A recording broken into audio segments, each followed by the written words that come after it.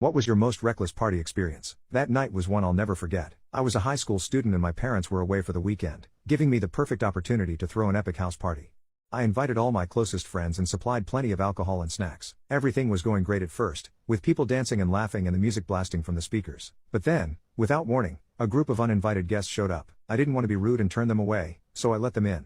Big mistake. The uninvited guests brought with them a wave of chaos and destruction. People were breaking things, spilling drinks, and starting fights. I tried to take control, but it was like trying to put out a forest fire with a water gun. It was a night of pure bedlam and I was powerless to stop it. Even worse, the guests started stealing from my parents' house. I was in shock, watching as my belongings were taken by complete strangers. Just when I thought things couldn't get any worse, the cops showed up. I was terrified, knowing that my parents would be furious if they found out. I begged and pleaded with them to leave, promising that I would shut everything down and send everyone home. Thankfully, they agreed and left, but the damage was already done. The aftermath of that party was devastating. My parents were livid when they found out what had happened. I had to account for all the missing items and pay for the damages that had been caused. My reputation at school was trashed, and many of my friends were angry at me for inviting strangers to the party. It was a lesson hard learned. I had to face the consequences of my actions, and I learned that throwing parties should be done responsibly. But as I look back on that night, I can't help but wonder, what would have happened if the cops hadn't shown up? Would the chaos have continued? Would I have been able to get everyone out of my house safely? I'll never know,